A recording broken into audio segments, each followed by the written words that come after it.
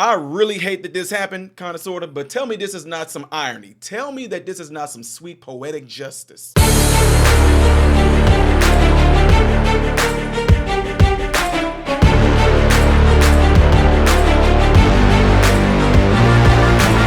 How are you guys all doing? Welcome to the channel. You watching my channel, Modern Renaissance Man. I am Ty Smith. I appreciate you taking time out of your day to view my content. Make sure you're following me on all the platforms you see above and below. Clicking the thumbs up button is how my content can constantly be recommended to you and helps push my content out in the YouTube algorithm world. Ladies and gentlemen, if and when you do subscribe to the channel, make sure you're hitting that bell notification right there. That way when I post a video, you will be notified.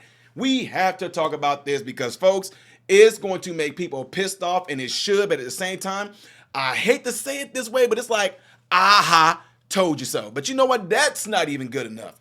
What are we talking about? We're talking about what happened to the current DA who's going after President Trump for victimless victim crimes.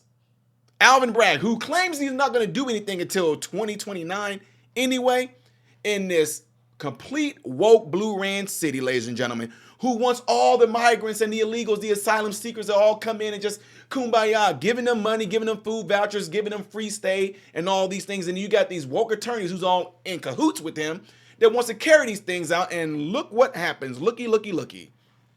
Smirking young thug with links to Trinidad, charged in robbery of a New York City prosecutor. An illegal alien, oh, now you want to call them illegal aliens, with suspected ties to the Venezuelan prison gang, Trinidad, robbed one of Manhattan's district attorney, Alvin Bragg's prosecutors. Don't do anything to this guy. He didn't rob him. What are they talking about? He did. That's not a robbery. He just politely asked for some money. He identifies as a money taker. No, the prosecutor gladly gave it to him. He didn't rob him. What are they talking about? That doesn't happen. Around 2 a.m. Sunday, police said Brandon Samosa robbed Bragg's employee, a 38-year-old woman, in her apartment building on 44th Street, the New York Post first reported. Samosa, 25, fled with the woman's smartphone and bank cards after she discovered him as he performed a lewd act in the hallway. What was he doing? So when she caught him like herky-jerky choking the chicken, and he got embarrassed of it or something. What was he doing that was a lewd act? Did he moon her? I don't know. I would like to know, though. The Daily Signal depends on the support of readers like you. Anyway, Bragg is probably best known for his successful, high-profile prosecution of President Trump. Hi, we ain't saying former no more. No, I'm just joking, y'all. But I always call him President Trump anyway, for those of y'all that got pissed off when I did that.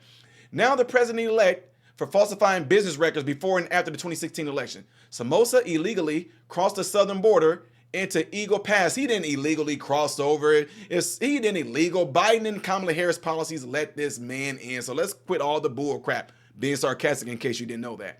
Police tracked the stolen phone to find and arrest Samosa on Tuesday night outside a hotel being used as a migrant shelter in Midtown Manhattan. He was using drugs and had stolen items with him when police located him, according to Eyewitnesses News. Charges against Samosa include sexually motivated robbery, grand larceny, and criminal possession of stolen property, the Post reported. Cameras caught Samosa smirking Wednesday as authorities led him out of the New York Police Department's Midtown South Precinct. Now, y'all might be wondering, like, why in the world would he be smirking? Brandon Look at him. Samosa being led out of the Midtown South Precinct on West 36th Street this morning. Police say at about 2 a.m. Sunday, he robbed a 38-year-old woman in the hallway of her Hell's Kitchen apartment building. He allegedly grabbed her purse, cell phone, and bank cards. And also, why would he? Why wouldn't he be smirking? I mean, this is pretty much what a lot of these woke policies have pushed.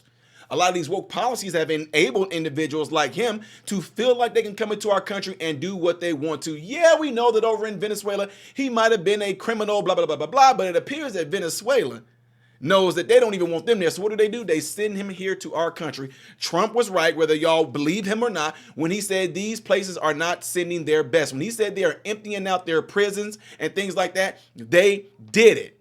And when you see on TV how a lot of Americans are even treating our current system right now, why wouldn't these people come over here and feel like they can beat up our cops, rape and kill and molest our brothers and sisters, our children here in America? Why wouldn't they feel emboldened to do it if we don't do anything about it? Why wouldn't they feel emboldened to do it when they can see people doing these smashing grabs and people just don't stop them? Why wouldn't they feel emboldened to do what they're doing?